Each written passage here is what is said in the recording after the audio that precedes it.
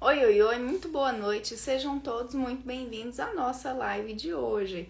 Pessoal, o tema da nossa live de hoje é justamente algo que pode prejudicar o seu casamento, não é isso, amor? Exatamente. Pra quem não conhece a gente, eu sou a Paty. Eu sou eu que... Aqui nesse perfil nós ajudamos esposas evangélicas a salvarem seus casamentos, ainda que estejam à beira do divórcio. Perfeito, amor. Vambora? Vambora? Vambora? Hoje o nosso tema é exatamente esse, né? De que tem determinadas coisas que acabam acontecendo dentro do nosso casamento que às vezes a gente nem percebe, mas aquilo pode prejudicar e muito, né? O bom funcionamento, a saúde do nosso casamento. E o que é isso basicamente? Já vamos direto ao ponto aqui. Às vezes a gente tem a impressão que a única forma da gente prejudicar o nosso casamento é fazendo algo, né? Então, se eu falo alguma determinada coisa, se eu tomo determinadas atitudes, então a nossa forma básica de enxergar aquilo que prejudica ou aquilo que melhora o nosso casamento sempre está ligado a uma atitude positiva, a um fazer, né? Por assim dizer. A uma ação. A uma ação, exatamente. Só que aqui a gente está trazendo o olhar para uma coisa que muitas vezes a gente esquece, que o não fazer nada também pode gerar um prejuízo. Ou seja, a omissão, deixar de fazer algo, também pode gerar um prejuízo gigantesco dentro do seu casamento. Por quê? Porque a falta de ação, ela é comparável, ela se equipara exatamente à ação negativa. É como se fazer algo errado fosse igual a não fazer algo certo, né? E aí, quando a gente começa a pensar um pouco desse jeito, a gente começa a ficar um pouco mais atento em relação a determinadas coisas. E aí alguém pode perguntar, poxa, Kias, eu acho que eu não vou concordar com você, porque eu enxergo que quando a pessoa faz uma coisa errada, eu consigo entender que ela tem que ir lá pedir desculpa e eu consigo enxergar o erro dela fazer algo errado. Agora, ela simplesmente não fazer o certo já é suficiente para gerar um problema dentro do casamento? Sim. E eu vou te explicar de forma básica por que isso acontece. Porque aqui vocês já ouviram a gente falando várias e várias vezes sobre os 4 cavaleiros do Apocalipse, que é a crítica, a defensividade, desprezo e o distanciamento emocional, que é quando cria um muro entre você e seu esposo. Beleza, a gente já explicou isso aqui várias vezes. E a gente sempre falou que o desprezo acaba acontecendo e às vezes a gente nem percebe que ele já está ali instalado na nossa cabeça. Sim. Né? Então, por que a ação negativa, ou seja, não fazer nada, a falta de ação, pode ser igual a uma ação negativa? Porque quando eu não faço nada, eu gero um desapontamento, que esse desapontamento gera uma frustração, que gera uma amargura, e essa amargura gera o desprezo. O que eu acabei de retratar aqui? Quando a gente vai estudar um pouco sobre o funcionamento do casamento, você percebe que existe um ciclo, que eles chamam ciclo do desprezo, né? E eu falo eles, os estudiosos, né? Que isso aqui surgiu com o Dr. John Gottman, né?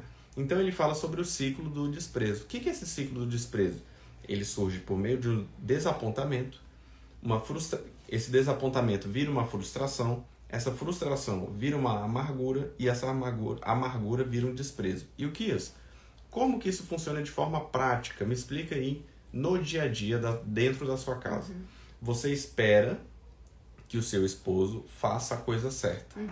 Ele acaba não fazendo a coisa certa. O que acontece com você? Você fica desapontada com ele. Aí, o primeiro momento só foi aquele desapontamento. Poxa, eu esperava mais. Pronto, é fácil, né? Por meio dessa frase fica bem, né? Eu esperava mais. A partir do momento que você esperava mais e não aconteceu, o que você fala? O que você passa quando isso se repete? O que acontece com você? Você não só simplesmente fica desapontada, mas você se frustra. Poxa, eu sempre imaginei que ele seria melhor que isso. Então perceba que por meio dessa frase você já conseguiu enxergar aquela frustração daquilo que você esperava e não foi suprido. A partir dali, quando as coisas vão se repetindo, você não só simplesmente fica desapontada, frustrada, mas agora você começa a ter amargura. Por quê? Porque você lembra de todas as vezes que ele não cumpriu aquilo que tinha que ter cumprido. E quando... Só um parênteses, né, amor? E quando a gente fala em ter amargura, é de ficar realmente amarga com aquela situação. Isso então mesmo. Você começa a tratar aquela situação e o seu esposo de uma forma diferente por conta disso. Você começa a perder, como se você fosse perdendo o brilho da relação, né? vai perdendo o brilho no seu olhar aquela relação. Exatamente. Então você se sentiu desapontada por causa daquele erro, depois você se sentiu frustrada porque esperava mais, e agora você já começa a não só ter aquele problema com aquela atitude que está acontecendo, com aquele momento presente, mas você começa a lembrar das coisas que já aconteceram. Aí e isso, exatamente, isso vai te trazendo uma certa amargura. E aí é nesse momento que você acaba, infelizmente, evoluindo para o desprezo. Por quê? Porque você começa a olhar e falar bem assim, caramba, eu faço tudo e ele não faz nada. Eu me comprometo e ele não se compromete. Nossa, eu sou tão justa com determinadas coisas e ele é extremamente injusto. Perceba que nesse momento, o que você acabou fazendo? Aqui a gente não está nem julgando se a sua avaliação é correta ou não. O que eu estou mostrando aqui é que nesse exato momento que você conseguiu se classificar, conseguiu se colocar em uma prateleira diferente da do seu esposo, ou seja, você é justa e ele não, você é uma pessoa boa e ele não, nesse exato momento você gerou o desprezo. Por quê? O desprezo ele é formado pela diferença de pessoas, né? Pela hierarquização entre você e seu esposo. Ou seja, a partir do momento que você enxerga que você é melhor que seu esposo, ou seja, que você passa a olhar de cima para baixo, nesse exato momento o desprezo surgiu, né? Então, quando a gente perceba que tudo isso foi por quê? Simplesmente porque você deixou de fazer o certo. Então, quando a pessoa deixa de fazer o certo, ela simplesmente dá o pontapé inicial para esse ciclo do desprezo. E para aí, uma escalada também no conflito, né? Na próxima vez. exatamente, né? Exatamente. Porque a partir do momento que esse desprezo surge, ele vai gerar um problema muito grande quando você for enfrentar um determinado problema, enfrentar um determinado conflito sensível. E aí, alguém poderia, tá, Euquias, agora eu entendi que não fazer nada já é um problema, porque quando eu deixo de fazer o certo, eu já erro. Ou seja, é igual a uma atitude negativa. Eu entendi que eu crio o ciclo do desprezo, que é formado pelo desapontamento, a frustração, a amargura e o desprezo. Isso. Beleza, eu consegui entender isso aí. A minha pergunta para você, Euquias, é como que eu resolvo? Qual é o antídoto para isso aí? E aí eu te digo, o antídoto para isso aqui é o carinho. Pô, Euquias, você vai falar que é o carinho? Como assim, Euquias? Isso aí não está muito abstrato? Não, quando a gente fala de carinho, a gente está falando de quê, basicamente? É a sua capacidade de demonstrar gratidão e valorização do cônjuge. Então, beleza. E o que eu entendi? Então, o carinho não é só ficar passando a mão na cabeça do outro e fazendo voz de nenê. Não, não é só isso, não. Então, quando eu demonstro gratidão e valorização do cônjuge, por que isso aqui realmente gera um efeito? Porque quando eu faço isso, dessa forma, eu acabo demonstrando o reflexo do amor de Deus de um jeito mais prático, né? Então, quando a gente fala assim, você tem que amar do mesmo jeito que Deus amou, amar do mesmo jeito que Cristo amou a igreja, às vezes fica um negócio um pouco abstrato. Desculpa. Então, quando a gente fala do próprio carinho em si, é um jeito prático de mostrar, de refletir esse amor. Então, quando a gente fala isso, por que isso acaba dando um efeito? Agora explica aí, Lucas, por que o carinho acaba gerando restauração, cura e transformação. Por quê? Primeiro, por que ele restaura?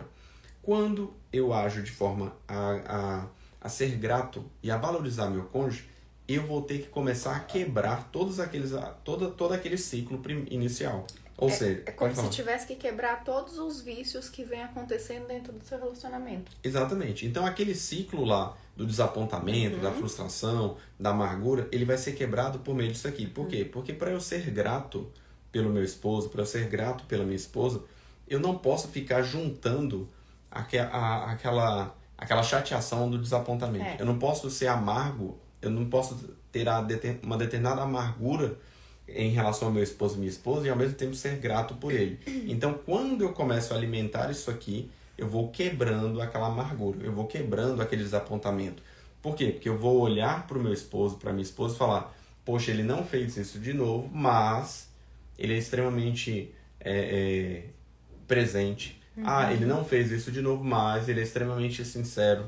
Ele me faz sorrir, entendeu? Então, quando eu começo a trabalhar para ser grato, para tentar valorizar meu esposo, para virar para ele e falar, olha, eu sou extremamente feliz por estar ao seu lado. Isso não é simplesmente virar e falar bem assim, você não tem problema nenhum, você não tem defeito nenhum. Não, não é isso. O que a gente está fazendo aqui é simplesmente impedir que o desprezo surja. Sim. Porque quando eu olho para a Paty, quando quando a Paty olha para mim e a gente consegue se enxergar na mesma prateleira, de igual para igual, o desprezo não surge, Exato. né? Então eu não vou virar e olhar para a Paty e falar assim, poxa, eu conseguiria algo melhor. A Paty vai olhar e falar, poxa, eu conseguiria algo melhor. Não, por quê? Porque estamos na mesma prateleira. A gente começa a enxergar que os defeitos que tem aqui, tem defeitos aqui também. Então a gente quebra aquele ciclo, né, do desprezo. E, ao mesmo tempo, quando a gente passa a quebrar esse ciclo, o que a gente está fazendo? A gente está restaurando o nosso casamento. A gente está restaurando a nossa relação. Por quê? Porque quando iguais conversam, né, fica mais fácil a gente resolver os problemas. Né? Foi igual você falou. Quando o desprezo surge, a gente tem uma dificuldade tremenda em lidar com determinados conflitos. Sim. Agora, quando são iguais conversando, você consegue resolver esse problema. Sim. Né? E, ao mesmo tempo, quando a gente... Aí alguém deve estar pensando, tá, eu entendi que eu tenho que ser carinhoso, buscar demonstrar gratidão e valorização, e eu quebro o desapontamento. Mas o desapontamento está aqui dentro de mim. Eu continuo chateado com aquela situação que eu esperava mais e a pessoa não cumpriu. E isso vai acontecendo várias vezes. Como que eu vou resolver isso? Exatamente, você vai resolver isso por meio do perdão. E é exatamente aqui que gera uma transformação em você e na pessoa perdoada. Por quê? Porque quando a gente fala do perdão, e por que ele é extremamente importante? Não é simplesmente uma palavra bonitinha que a gente tem que tatuar no braço, alguma coisa nesse sentido. Não, ele tem um efeito prático. Quando a gente fala do perdão aqui, a gente está falando exatamente da forma que nós temos de vencer o ressentimento, da forma que nós temos de esquecer ou de não levar em consideração, de não valorizar tanto o desapontamento que acontece no dia a dia, da forma que nós temos de evitar que essa frustração cresça, da forma que nós temos de inibir, né, o semear da amargura na nossa vida. Então, quando a gente pensa em tudo isso, a gente está fazendo o quê? Cortando o nascimento do desprezo. Então, é exatamente nessa situação que a gente acaba gerando aquela transformação. E por último, ao mesmo tempo, alguém pode pensar, poxa, mas aqui em casa não é mais só só um desapontamento ou uma frustração. Eu já estou machucado ou machucada com determinadas coisas que ele acabou fazendo. É, uma avalanche já, né? Já se tornou uma bola de neve. Exatamente. E é com base nisso, com base nesse carinho que eu tenho que pensar como ser grato, como valorizar e ao mesmo tempo utilizando o perdão para esquecer determinadas coisas, que eu acabo curando determinadas feridas do passado. Então essas feridas elas acabam sendo curadas quando eu começo a construir um ambiente seguro, demonstro que esse ambiente é de amor e aceitação. Então, e como que eu faço isso? Justamente pela valorização do meu cônjuge. Perceba que quando a gente fala de carinho aqui, a gente está falando de carinho, uma coisa abstrata, né? Tipo, o belo dia. Não é isso. A gente está falando de uma coisa concreta. Por quê? Como que você vai fazer isso? Você vai fazer desse jeito, valorizar e ser grato por ele. Como que eu aplico isso no dia a dia? Falando, verbalizando e demonstrando. Quando eu faço isso, para fazer isso de forma sincera, eu vou precisar do perdão e esquecer um pouco vou precisar do perdão quebrando o ressentimento, acabando com aquele ressentimento. Então, quando eu vou fazendo tudo isso, perceba que agora eu consegui enxergar como que eu vou lidar com determinadas atitudes que deveriam ter sido feitas e não foram feitas, e ao mesmo tempo vou continuar seguindo a vida. E aí alguém poderia pensar, tá, Euquias, mas olha só, às vezes aquilo que meu esposo faz, aquilo que minha esposa faz, eu tenho que realmente falar aquilo ali porque ele não pode continuar desse jeito. E aí eu tô vendo que do jeito que você está falando, né, só essa questão da gratidão e da valorização, eu estaria reforçando essa atitude. Mas aí que tá, existe uma diferença grande entre você proteger o seu esposo, ou seja, apoiar, né, e ajudar nas dificuldades que ele tem, e facilitar o exercício de determinados vícios, alimentar determinados vícios. Como que a gente vai perceber isso? Quando a gente está falando de dificuldades, pode sim ser uma fraqueza moral? Pode sim. Agora, quando a gente está falando de um vício, a gente está pensando já no comportamento destrutivo, num comportamento pecaminoso que não pode fazer parte da vida cotidiana.